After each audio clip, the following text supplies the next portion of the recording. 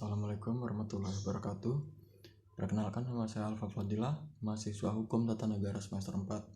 Pada kesempatan kali ini, saya akan mempresentasikan tugas filsafat hukum Islam yang berjudul Sifat Karakteristik Hukum Islam.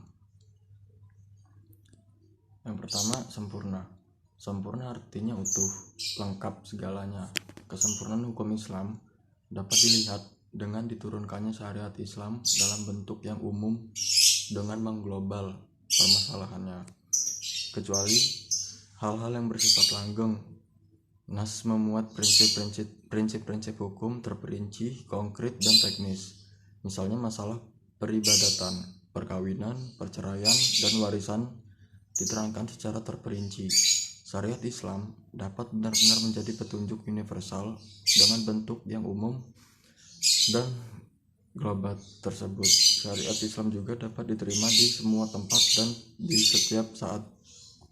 Juga diharapkan hukum Islam dapat berlaku sepanjang masa. Selanjutnya, elastis. Sifat dan karakteristik hukum Islam yang kedua yaitu elastis, atau mudah diubah bentuknya dan mudah kembali ke bentuk asal, lentur dan luas.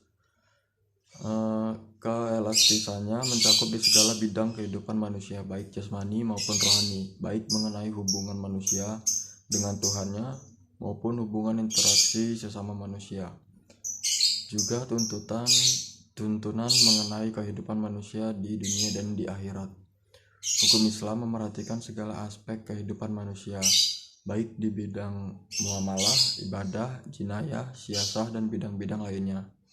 Namun, segala aturan yang diatur oleh hukum Islam itu tidak berarti pula menjadikan hukum Islam memiliki dogma yang kaku atau beku, keras, dan memaksa.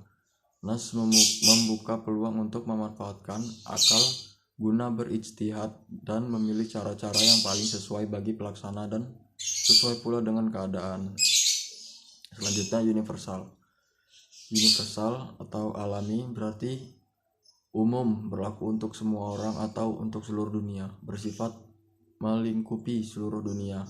Ini berarti hukum Islam itu tidak dibatasi oleh lautan maupun batasan suatu negara.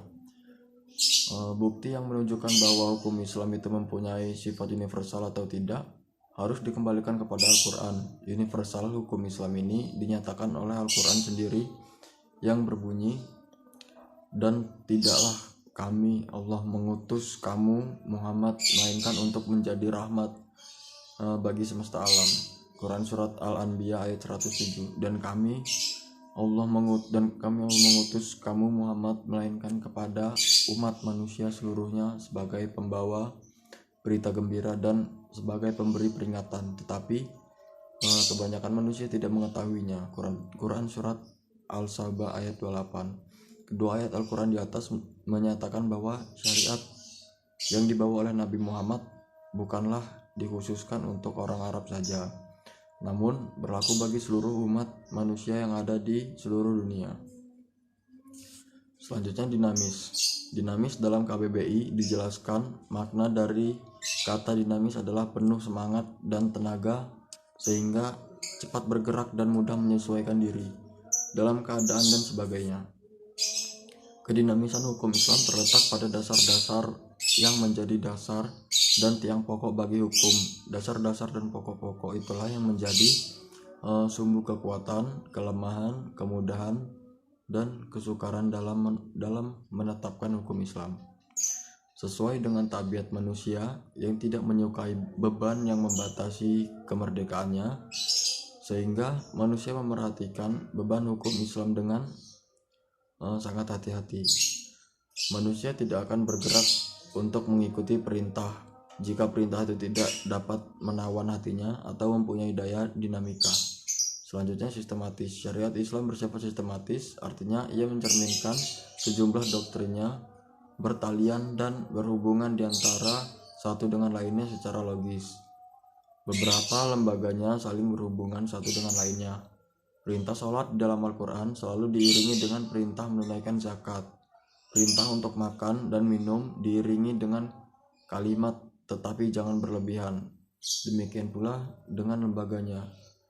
Pengadilan dalam Islam tidak akan memberikan hukum potong tangan bagi pencuri bila keadaan masyarakat sedang kacau dan terjadi kelaparan. Tidak akan memberikan hukuman rajam bagi pezina dan kebiasaan berpakaian yang belum diterapkan sebagaimana yang dikehendaki oleh hukum Islam itu sendiri. Hukum Islam dengan lembaganya demikian saling berhubungan satu sama lainnya. Hukum Islam tidak akan bisa dilaksanakan apabila diterapkan sebagian dan ditinggalkan sebagian lainnya. Hukum Islam bersifat ta'abudi dan ta'akuli. Al-Syatibi menyatakan bahwa ta'abudi adalah sesuatu di mana tujuan hukum dalam melembagakan hukum untuk membebaskan mukallaf dari perintah-perintah hawa nafsunya agar ia menjadi hamba Tuhan dengan sukarela, sebagaimana dia juga hamba Tuhan secara alamiah. Sedangkan ta'akuli adalah sebaliknya, bersifat ta'abudi, yaitu lebih jelasnya ta'abudi adalah suatu bentuk ibadah yang tujuan utamanya untuk mendekati diri kepada Allah, yaitu beriman kepadanya dan segala konsekuensinya berupa ibadah yang mengandung sifat ta'abudi murni. Artinya, maka ide dan konsep yang terkandung di dalamnya tidak dapat dinar khairu makulah al makna atau suprarasional. Manusia harus menerima apa saja yang telah ditetapkan oleh syariat. Contohnya, sewaktu Umar melaksanakan haji bersama Rasulullah mencium batu Hajar Aswad. Melihat itu, berucaplah Umar radhiyallahu anhu, "Kamu hanyalah sebuah batu. Jika aku tidak melihat Rasul menciummu, niscaya tidak akan aku melakukan ini." Bersifat ta'akuli.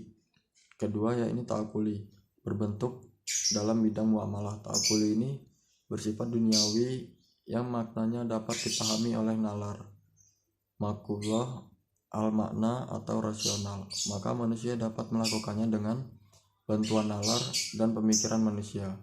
Ilat dari muamalah yang bersifat ta'akuli dapat dirasionalkan dengan melihat ada maslahat atau mudarat terkandung di dalamnya. Sesuatu dilarang karena ada kemudaratan di dalamnya dan diperintahkan karena ada maslahat di dalamnya.